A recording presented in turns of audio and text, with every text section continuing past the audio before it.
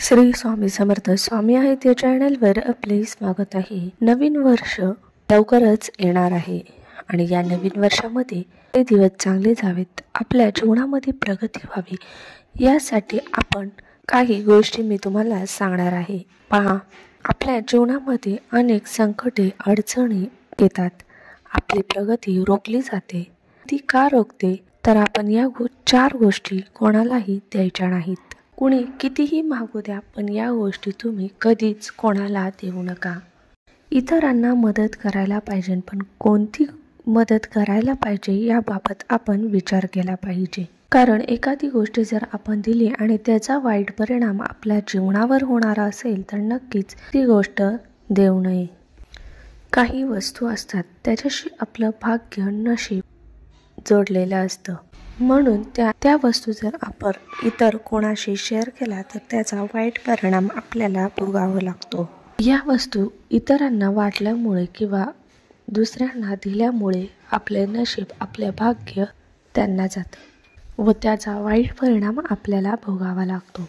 तर कोणत्या गोष्टी शेअर करू नये किंवा दुसऱ्याला देऊ नये तर सर्वात पहिली गोष्ट म्हणजे पेन। पहा, वास्तुशास्त्रानुसार पेन, पेन्सिल इतरांना देणे हे चुकीचं मानलं गेलं आहे। पेन हे लेखनाचं साधन आहे, चांगल्या वाईट कर्माचं लेखाजोखा जो आहे तो पेन करत असतो।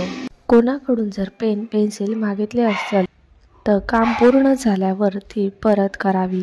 पहा, तो 1 रुपयाचा असू द्या, 2 रुपयाचा किंवा 10 रुपयाचा असू द्या, पण कोणाला गरज लागली तर द्या, पण तो पेन तुम्ही परत लगेच घ्या।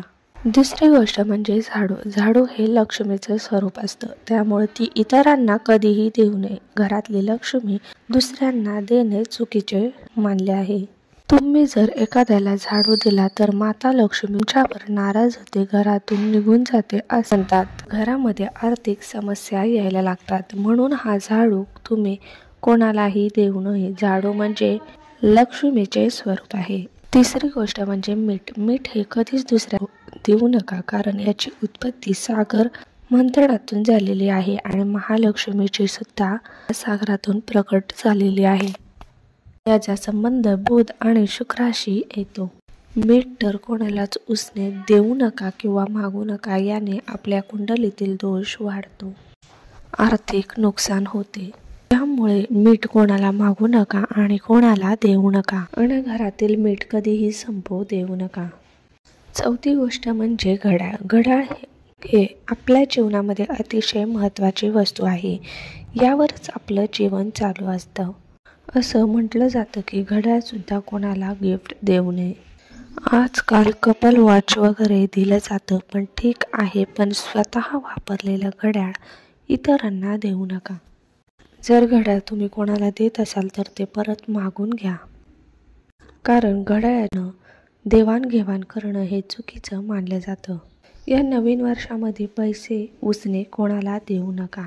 खरंच एखादं जर आर्थिक अडचणीत असेल, डॉक्टरांची गरज वगैरे लागत असेल तर मदत केली तर ठीक आहे।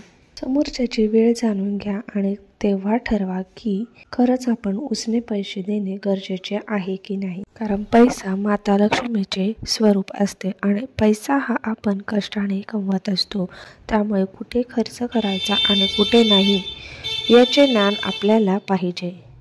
पहा, यामुळे या 4 वस्तू कोणाला देऊ नये आणि घेऊ नये, कारण जर या गोष्टी दिल्या तर आपणच आपल्या अडचणीत अडकून जाऊ शकतो। नवीन वर्षात या गोष्टी कटाक्षाने पाळाव्यात।